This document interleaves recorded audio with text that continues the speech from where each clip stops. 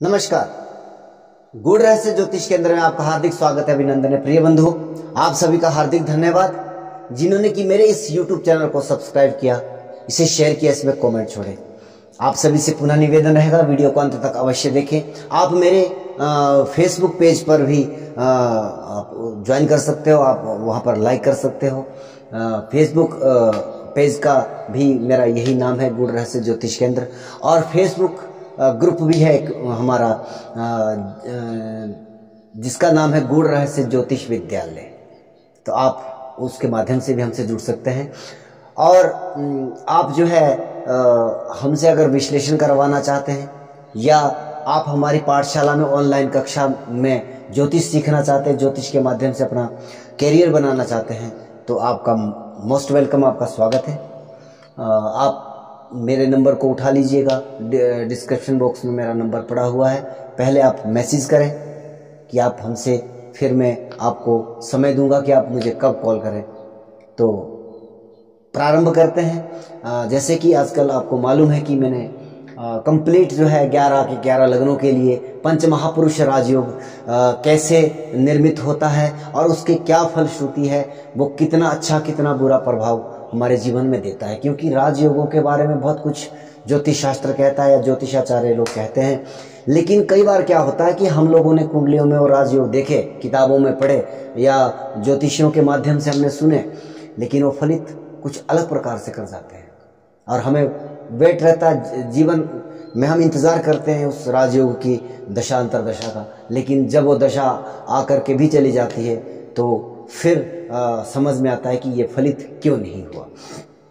पंच महापुरुष केंद्र में स्वराशिगत या फिर वो उच्च राशि में बैठा हो, पंच महापुरुष राजयोग वही ग्रह बनाता है और ये केवल 5 ग्रह बनाते हैं। इसमें सूर्य, चंद्र, राहु और केतु जो है सम्मिलित नहीं है। इसमें गुरु का हंस, शुक्र का मालव्य, बुध का भद्र, शनि का शश और मंगल का रोचक नाम का पंच महापुरुष राजयोग निर्माण करता है। मीन लगन जो कि काल पुरुष का अंतिम लगन है, इसमें 5 ग्रह जो है वो 3 ग्रह जो है वह यह राजयोग निर्मित कर रहे हैं। लेकिन किसमें कंडीशन अच्छी है, किसमें ज्यादा खराब है। मैं कहता हूं कई बार कि यह पंच महापुरुष राजयोग अगर कुंडली में ना ही हो तो ज्यादा बेहतर। सबसे पहले बात करते हैं शुक्र की। मीन राशि में शुक्र उच्च का होता है, इसलिए मालव्य नाम का पंच महापुरुष राजयोग यहाँ पर निर्मित हो रहा है। शुक्र जो है कारक है लग्जरियत का, वाहन का, मकान का, सिने जगत का, नृत्य का, संगीत का, वाद्य यंत्रों का और सौंदर्य का, कॉस्मेटिक का, धन का और ऐश्वर्य का, अनंत सुखों का, वैभव का कारक शुक्र है। आपके शुक्र के द्वारा बनाए हुए मालव्य नाम के पंच महापुरुष राजयोग से इन सब चीजों का जीवन में बहुत आप जो है धनी हो। इन सभी चीजों के आपको इन्हीं सभी चीजों के माध्यम से जीवन में आगे बढ़ना चाहिए। यह आपके लिए बहुत ही शानदार रहेगा। परंतु इस शुक्र मालव्य पंच महापुरुष राजयोग के पीछे कंडीशन जरूर है। क्यों? क्योंकि वह आपका त्रिषणाय और अष्टमेश है, ये मत भूलिएगा। आप जो है केवल राजयोग को जो है वो कंसीडर तो कर रहे हैं, लेकिन उसका जब वो घटनाक्रम घटता है और फिर जब ये लगन में बैठता है, हाँ, अगर तो वहां पर गुरु का साथ मिल रहा है इसको, फिर तो ये मतलब बहुत अच्छा है, शानदार है। निश्चित तौर पर वो मैं नहीं जाऊंगा उस पर कि गुरु और शुक्र जो है वो शत्रुगत स्थितियों में है, उसका परिणाम एक अलग प्रकार का होता है। लेकिन ये त्रिषणाय है, त्रिषणाय को मैं बार बार कहता हूं, अगर लगन में बैठा है तो आपके लिए और आपके जीवन साथी दोनों के लिए जो है इसकी दशा अंतरदशाएं घातक परिणाम लेकर के आती है। क्योंकि 3, 6 और 11 भाव के जो स्वामी है वह ग्रह आपके क्लोज रिलेशनशिप जिस भाव से हम देखते हैं, जैसे चतुर्थ में बैठ जाए तो माता के लिए, पंचम में बैठ जाए संतान के लिए, नवम में बैठ जाए आपके पिता के लिए, लगन में बैठ जाए आपके खुद के लिए, तो इस प्रकार से सप्तम में बैठ जाए तो आपके जीवन साथी के लिए बहुत घातक परिणाम लेकर के आते हैं, स्वास्थ्य या उनसे मतांतर, और कई बार तो ये मृत्यु तुल्य कष्ट तक देने की क्षमता रखते हैं अगर इसको त्रिकोण के स्वामियों का साथ ना मिले तो।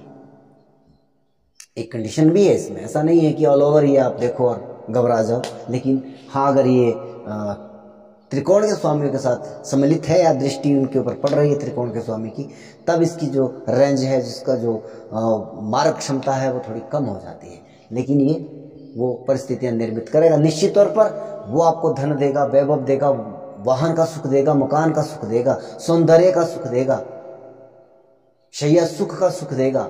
निश्चित तौर पर शुक्र उच्च का है, आपको सुंदर बनाएगा, लगन में बैठा है, आपकी पर्सनैलिटी जो है वो बहुत शानदार रहेगी। तो ये तो मालव्य है कंडीशनल। लेकिन गुरु, अगर गुरु यहाँ पर बना रहा है, गुरु का हंस महापुरुष राजयोग निर्मित हो रहा है, गुरु का दशम भाव में भी बन रहा है और वहाँ पर भी, और लगन में बन रहा है, तो लगन भी, लगनेश भी है, लगन भाव भी बली हो गया, दशमेश भी है, और दशमेश का लगन में आना या लगनेश का दशम में आना एक बहुत ही मतलब गुरु के द्वारा अगर मीन लगन में ये राजयोग बनता है तो आपके जो है आप एक बहुत प्रतिष्ठित धर्म गुरु की उपाधि प्राप्त कर सकते हो जीवन में। आप एक धर्म, क्योंकि गुरु धर्म का कारक है, ज्ञान का कारक है, अध्यात्म विद्या का कारक है, और जो है गुरु संतान का, आपके जीवन साथी का, आपके भाग्य का, आपके लाभ का, आपके धन का कारक देवगुरु बृहस्पति। इन सब चीज़ों में आपको बहुत लाभ प्राप्त होगा। विशेषतया ऐसा गुरु अगर लगन में बैठा है तो इसकी दृष्टि नवम पे, पंचम में, सप्तम में, आपके मतलब जो सांसारिक जीवन में जो सबसे नज़दीकी रिलेशनशिप है, आपके संतान है, आपके जीवन साथी, आपके पिता हैं, उन सब से मधुरता और उन सब के लिए बहुत बेहतर परिणाम लेकर के ये गुरु आएगा। राजयोग में आप एक अच्छे शिक्षक हो सकते हैं। 10th हाउस में बैठा है, 100% चांसेस आपके कि एक आप धर्म गुरु हो या आप एक अच्छे शिक्षक की भूमिका में रहेंगे। दशम में क्या होगा कि इनकी दृष्टि दूसरे भाव पर, वाणी बहुत मधुर कर देंगे। छठे भाव में है तो कहीं ना कहीं रोग, ऋण, शत्रु आदि से भी आपको अपने ज्ञान के बलबूते पर बचा करके निकाल देंगे। तो ये गुरु के हंस महापुरुष राजयोग का जो है परिणाम यहाँ पे रहेगा। इसके बाद बुध का बन रहा है भद्र नाम का पंच महापुरुष राजयोग, यहाँ पर भी और यहाँ पर भी। मैं कहता हूँ चतुर्थ भाव में थोड़ा सा बुध भले ही अपनी स्वराशि का है, लेकिन अपनी जो है वो सामान्य राशि का है। यहाँ पर इसका बल थोड़ा सा कम है, और मैं चाहता हूँ कि ऐसी कुंडली में बुध का बल कमजोर हो, ज़्यादा बढ़िया। यहाँ पर बैठ करके थोड़ा सा नकारात्मक परिणाम दे देगा। क्यों? क्योंकि मार्ग ग्रह है, मार्ग भाव का स्वामी है, और बुध यहाँ पर उच्च का भी होता है। इसी राशि में डिग्री वाइज डिफरेंस है, इसी राशि में जो है वो उच्च का भी होता है। यही राशि इसकी मूल त्रिकोण की राशि भी है, और स्वराशि तो है ही। तो बुध यहाँ पर किसी भी कंडीशन में बैठा हो, बलवत अवस्था में होता है। इसलिए मार्ग का बलवान होना अति घातक हो सकता है। इसकी दशाएं, अंतरदशाएं आपको मृत्यु तुल्य कष्ट तक दे सकती है।